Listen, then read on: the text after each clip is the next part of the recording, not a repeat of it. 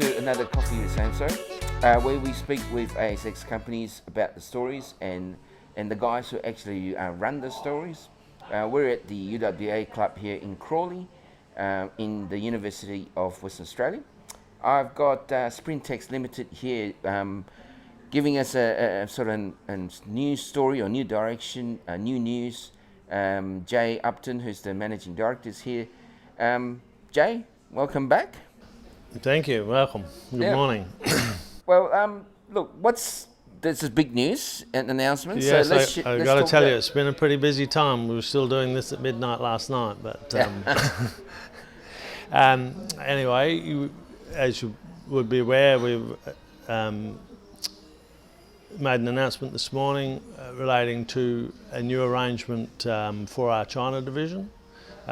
We spoke last time about how we'd established a new clean energy arm in Suzhou, China, and I think subsequently we spoke about the technology agreement with Aerostech UK, which is they're a high technology company involved in high density and high speed electric motors and fairly clever patented control systems for that. So to build on those elements that we've put together, we now have our first customer deal, which is very much the ABC steps that you have to go when you're starting something new. So we have a facility and a team. We've put together a very good technical team over there. We've made an arrangement for both technology, and we manufacture compressors for Aerostech as well. And now we have an industrial customer. Now, I've mentioned before that whilst we are absolutely focused on progressing the clean energy side of the business, we're not 100% reliant on the current buzz of clean energy, because reality is it isn't quite there in terms of maturity as an industry. It's exciting and things change and people are very interested, which is great. But at the same time, there are many everyday opportunities in industry.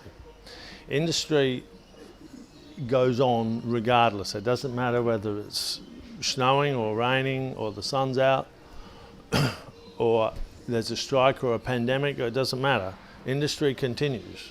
You know, if it doesn't continue, we can't have our coffee, we can't have our electricity, we can't have our social media, all those things. So for us, you know, we see industry as the solid base of where we will get our revenue and where we can provide an edge, if you like. Now, in industry, it's all about, everything's about money, as we know, but industry is about efficiency. So we take a raw material, as we were talking before. You know, Australia is very big in the raw materials industry, but whilst we're digging big holes in West Australia, making mountains of graphite or cobalt or iron ore or something, someone has to do something with it. Somebody's got to make that iron into steel. Somebody's got to turn the coal into electricity to power our homes and our air conditioners and what have you. So that industry continues all the time.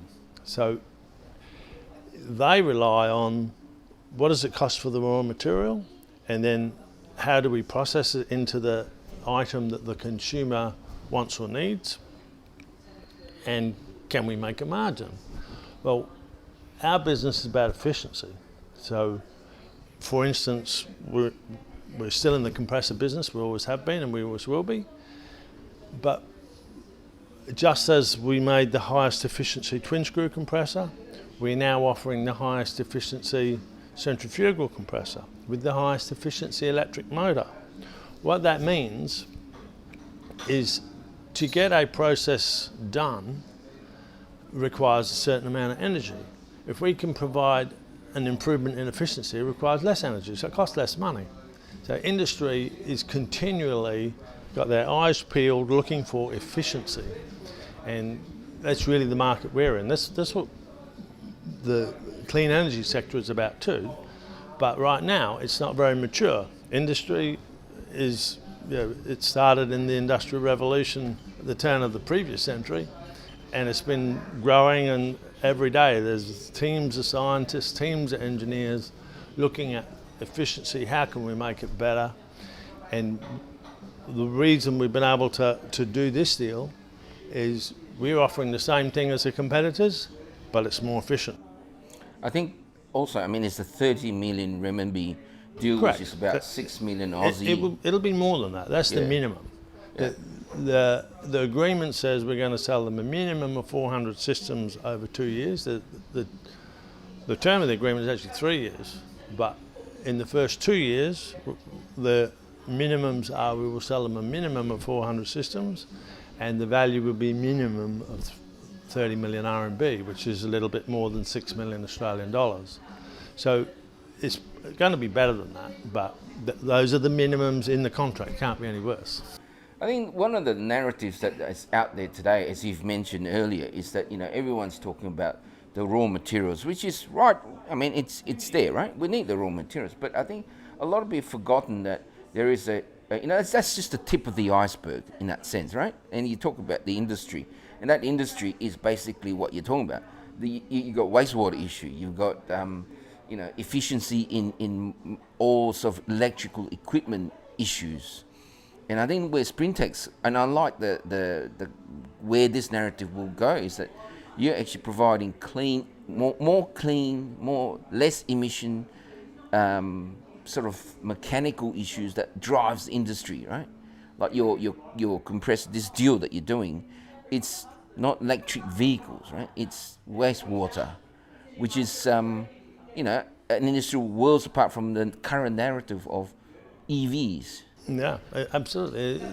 They're similar in the engineering and the science are similar, and obviously as we're at the university today, this is where many of the ideas started at different universities around the world, and someone's got to take that idea and that improvement and turn it into something real, and that's what industry does. That's where all the scientists end up working in industry to provide those efficiencies. I mean, when we first had our conversation, you know, going back a few months ago, I mean, you talked about how potentially where this is, because we were sort of seeking out, you know, what is Sprintex, what do you do, and all these kind of things. And one of the things that struck me, and to even to this day, was you mentioned wastewater, and which is that what we're talking about today. And then there was the actual making a vehicle more powerful, more stronger, more efficient, using your compressors, you know, because you're a supercharger company, right? Yes, but some of that's about the ability to use a smaller engine, not necessarily to make the vehicle more faster or more powerful than it was, but to keep the performance that was in the vehicle when it had a big V8 engine.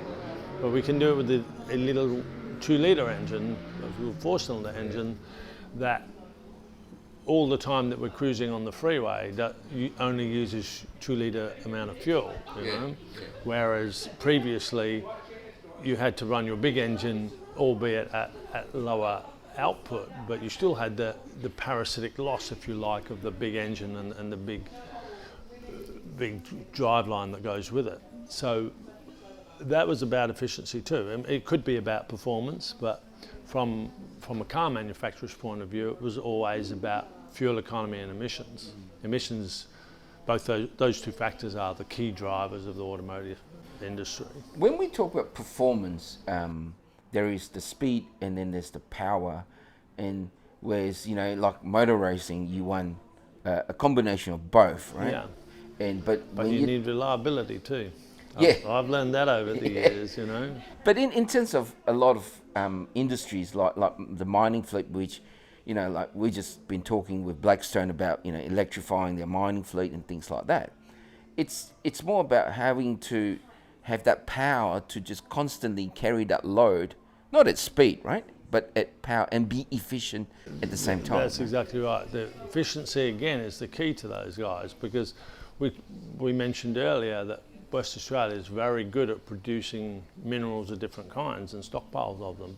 But right from the very start of the process, when that big shovel puts the teeth into the ground, any of these machines involved, if we can make them more efficient, we're improving the bottom line every time. Efficiency goes straight to the bottom line. is that the commodity costs what it costs, and we've seen the iron ore industry is another one at the moment where the price has been fluctuating, and we've seen some of the higher cost producers having to shelve projects because it's basically not viable at the current price of iron ore. 6 months ago it was through the roof, so they were all going crazy. But in the same way, if we can provide those miners with some more efficiency, that changes the threshold at which they have to say, whoop, stop guys, let's go on care and maintenance because we're not making any money out of the commodity we're providing. So again, it comes back to efficiency. Efficiency is kind of king. And just to qualify, efficiency is about cost efficiency, but then in today's world, there's the ESG requirements, which means that, you got to be, you can lower your cost, but if you're pumping full of emissions out, absolutely, and whereas I think the narrative I'm trying to get out there is that you're the one who's actually lowering the emission as well as the efficiency, right. Increasing efficiency. The two must go hand in hand. Yeah. We can't have efficiency at the expense of emission. We probably, the emission has the mandate, it has the legalities around it. So if you like, that's one of the defining goalposts where the scientists and engineers have to work. We have this emissions limit here, let's see how efficiently we can do it inside the limit. Obviously anything outside the limit we can't do, so it's irrelevant to the industry, to the business. So that's always a continual goalpost for the guys to work to. We have to work between those parameters of, and if possible, of course, improving the emissions. The hydrogen industry, particularly the green hydrogen, which we're seeing here in West Australia, we have a great proponent of that, Fortescue and Andrew Forrest. They're pushing very hard on the green hydrogen rather than the grey hydrogen or black hydrogen, whatever else, because as they're pointing out, in some cases, just because it's hydrogen doesn't mean it's clean. Yes. The way you do it, and that's what it's coming back to about the scientists and the engineers in industry.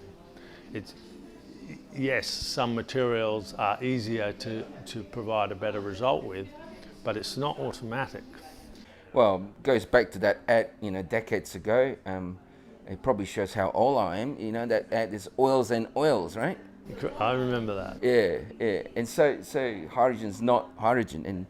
And speaking of hydrogen, we just put out a Samso insight about just giving a green hydrogen 101, which is, like you said, there's actually so many different types of hydrogen. Correct. Yeah, but you're from a sort of motor racing kind of background. Yes, and maybe absolutely. You can give us sort of a reminder, because we've had this conversation in the previous Coffee with Samso, is that there's electric cars and there's hydrogen cars and there's effectively hybrids, right? Can you give us a 101 on those three in 5 minutes? Absolutely. Each of them has advantages, of course. Part of the problem with plug-in vehicles like the Teslas is the peripheral technologies that go with them. Because that vehicle only runs on stored electricity from a battery, batteries immediately become the focus.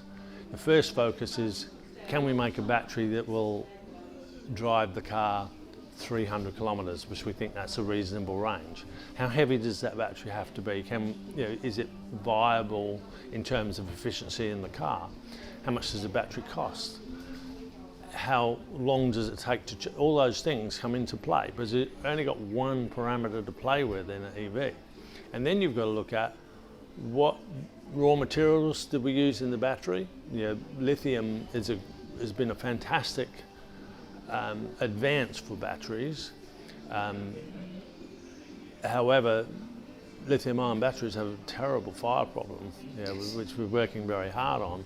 We're actually talking to some people at the moment about a technology that makes lithium batteries have a lower propensity to catch fire, which is a great thing. To blow up, yeah. Yes, which, particularly in the case, none of us want to have a traffic accident, but they do happen. Yeah. And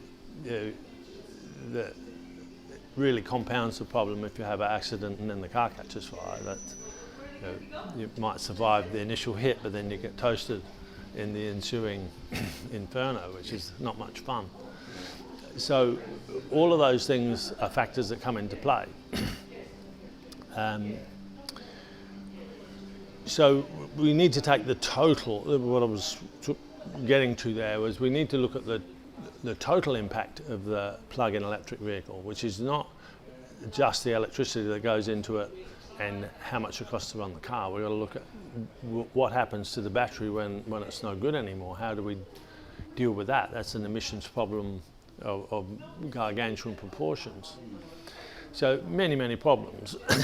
The regular, shall we say, internal combustion engine car is not it's a little bit of a Flintstone device by nature, but it's had 120 years of honing and perfection and adjustment and redesign. And so when you look at the fundamentals of what an engine-driven motor car is, we've turned it into a pretty shiny little device that uses so little fuel now in comparison to what they did 20 or 30 years ago. And even we're probably at close to 1,000 times less emission from even a 5-litre Mustang of today. So you take the big Ford Mustang. When we started the emissions path in 1972, that was the first year in America that you had to meet emissions requirements. From then to now, the same car produces 1,000 times less noxious emissions. That's how much we've polished up that technology over the period. You know, it's 40 years now since we've been looking at emissions, and so much better than we were 40 years ago. So it comes back to what I was saying about industry. We need to have that. You know, we as a culture, as a people, you need to be able to go outside and turn the car on and go where you want to go. And that we've become accustomed to the fact that you can do that. So we have to cater to that requirement. So yes, an electric car can do it at some level, but what do you do when it stops halfway to Kalgoorlie? I don't know. It's a bit of an issue. So each of them has their strengths and each of them has their shortcomings, if you like. So the hydrogen idea is nice because basically we take electric vehicle, which we've gotten quite good at designing electric vehicles, and one of the benefits is it's quite easy to recover the overrun energy and the braking energy, so we're not wasting it, which many current technology cars do waste that energy. It goes into the brakes, which in themselves create an emission. We're not allowed to put asbestos in the brake pads anymore, but there's still minerals that are getting discharged. You see that black brake dust on the front wheels of cars? Well, I wouldn't want to be eating it. Regardless of whether it's got any asbestos in it or not. So we have to look at these things holistically and how we're improving. And electric vehicles give us that opportunity to reduce the wasted energy in overrun and braking. So if we now take the technology that's gone into plug-in vehicles and put a hydrogen fuel cell in that vehicle. Hydrogen fuel cell is like a pull-start Honda generator. You know, it runs on fuel of some sort, which is hydrogen. It uses hydrogen and oxygen, which we get out of the air. That's where we come in. We compress air to provide more oxygen for the hydrogen fuel cell. And there's no emission from that. So now we go back to the analogy of needing to go to Kalgoorlie, and your plug-in electric car can't go to Kalgoorlie because it won't reach there. So if we have a hydrogen fuel cell car where the fuel cell is charging the battery all the time, well, we are going to make it to Kalgoorlie. In fact, we could keep going and go to Sydney as long as we can carry enough hydrogen. So that brings it back to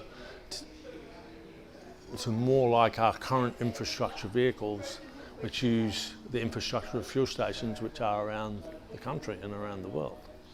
So everything has its benefits, and yes, eventually there won't be any internal combustion engine cars, but it's not going to be tomorrow, next year or next decade. It's going to take time to do that. But again, if we weren't doing it, it would never happen. So we've got to start doing it, and we've got to do it. And it's evolution, if you like. We started off with the simplest form, which was a plug-in electric vehicle. At the same time, the conventional car makers said, well, some of that technology is good, we'll recover some of the overrun and braking energy. So that's when you have a hybrid vehicle that recovers some energy and puts it back in to the system, so you use less fuel, if you like. You pay back the energy that you save from braking, you pay it back into the acceleration process. So electric vehicles made conventional vehicles better anyway. It turned them into hybrids. And now I think nearly every major car maker makes at least one or two hybrid models, and some have said they're not going to make any models anymore that aren't hybrid at some level. So there's two elements to change. We have to have the desire to change, and we have to have the mechanism, the solution to make it possible.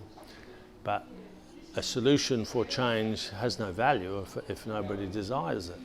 So I think it's driven by the cognizance of today's community as to what are we doing to the world. We grow and multiply every day. There's more and more people on this world, so we can't take that attitude that, well, there's another green field next door, we'll just use that one when this one runs out. We have to stop doing that. I think the narrative that we have going forward, I guess, what I like about Sprintex at this point in time is that you're at the proof of the pudding stage now, because this deal effectively makes you real. Absolutely. And the fact that you guys are part of the solution as opposed to still in the design mode, right? Where you guys are absolutely. now And that's what I was saying at the beginning. The clean energy industry is very much an emerging technology. It's not quite there yet. So whilst we're working in that area, we must continue to work in an area that's a solid consumer of product, and that's what we've done. This contract that we've recently agreed does exactly that. It's an industry that's going to continue regardless of what happens. It must continue, and we're making that industry more efficient. So what will happen in that scenario is when one provider of that equipment has a more efficient unit, well, all the other providers have to compete, otherwise nobody will buy their product. So for us, that provides another customer. I think it's that hidden message, I feel, is that you are providing a solution to current status, and that efficiency, the lowering of emission, is another addition. Even if there's a car that's a guzzler and you stuck this in, you've lowered the emission, they're actually better off already. That's right. In that sense, right? So I think that's the key part of it. You're making everything so better in a sense. But to me, as we move into this, no emission world, is that this is opening up a floodgate for you guys in terms of Absolutely. where you guys can go. Absolutely. We're already having to close out there and not look too far to the side because there's so much in front. Oh yeah, I think it's this deal is opens up a lot. Every of day things. we're getting people asking us, can you do this, can you do that? And well, we could, but most likely we're not going to. I mean, look, I remember a couple of conversations ago, I think we've had two, and you were already saying that you were getting people coming in, talking to you. Yes, exactly. We're getting more and more demand. Yeah. And I think at that point in time, people may have said, oh yeah, of course, that's part and parcel of business. But now that this announcement is statement of fact that we are doing this, and someone else actually wants it, not talking and thinking and wondering, someone's actually made a decision, said, these guys will work, right? Yeah, and the way these things go is they don't happen overnight. You know, a funny thing happened to me just yesterday. 5 or 6 years ago, I remember talking to a friend of mine in the US that builds what they call HHO systems. So they're hydrolyzed, or they hydrolyze hydrogen out of water for long distance trucks, and they add the hydrogen to the current diesel engine for two outcomes. One is hydrogen burns very cleanly and it helps the diesel burn cleanly, so it reduces the emissions. And companies like Boeing in the US have a fleet of trucks with the hydrogen supplement added onto them. But there's an argument that says it does improve the fuel economy too, but there's an argument that says we're not winning because we're taking electrical energy from the engine and using it to hydrolyze the water. So 5, 6 years ago, we were at the SEMA Automotive Convention in the US, which is on again in the next couple of weeks, and I drew him a picture of a turbine generator that would fit in the aerodynamic body kit, if you like, of a big prime mover, because those trucks take about half the energy that goes into the truck is to drive it through the wind. So what we looked at is, could we recover some energy from the wind to make the electricity to produce the hydrogen? Then the hydrogen would be free. Well, we drew a picture and we both signed our name on the bottom and we're going to do this one day. Well, yesterday I spoke to him and I said, I got the solution that I was talking about 5 years ago. I can do it now. Because in our Chinese division, we're developing a high-speed turbine generator for aviation. And it will be the same thing that will work in those trucks. So once again, even though we looked at it back then and we thought, wouldn't it be nice if we could do this? Well, 5 years later, we got the answer. Well, I guess so we're going to do it. Yeah, I guess that's what technology does for us, right? Exactly. And time, and they're always saying Rome was not built in one day. It's absolutely, it's absolutely. The case here, right? It's a little bit. I've always said knowledge is like a jigsaw puzzle. Yeah, we get the first 4 corners pretty quickly, and then we get the edge pieces. That's all pretty easy. So now we've got a frame, we've got an idea, and then you build sections within that picture, and it will go by the colour and bits that go together. And then you find a piece that links this group of pieces to this group of pieces. You go, okay, and that links to. So every time you find one of those link pieces of information that link other bits you already have, suddenly the picture gets a lot bigger, and you're far more able to see how we're going to get to the end of this. You start on a 5,000 piece puzzle, and how are we ever going to get to the end of this? I guess you better qualify that statement saying that it's on the drawing boards, but you're not saying that you've got the solution, right? That's right. We've got an idea. Yeah. And we're working with this idea, and then you talk to somebody else that had an idea, and somehow we find the link that makes these two things make sense, and then we look, where could we use that? When you look around in industry, and there's always an application that needs that, because it comes back to the efficiency, provide the efficiency. So I'm excited to say that this is the first customer deal for the new Sprintex. As you know, we recapitalised, restructured Sprintex early this year, and we replaced the board and the management with a new vision. We're still the same company. I was with the company for a long time previously, and some of the senior guys were with the company previously. So we're the same people. But this is the first big step forward for the new Sprintex.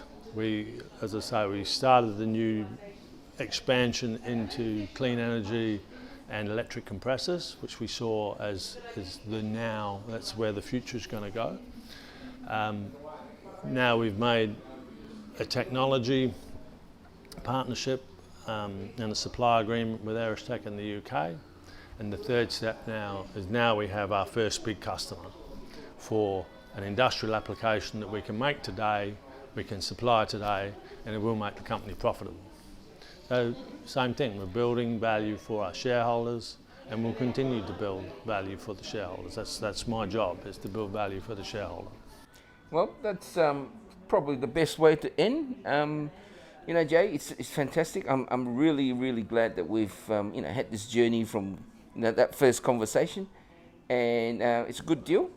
As I say, that the journey is more than the destination, and every time you come over a hump in the road and you look and you go, we're nearly there, well, there's some more. Yeah. And the journey continues, and when you realise that it's about the journey, not about the destination,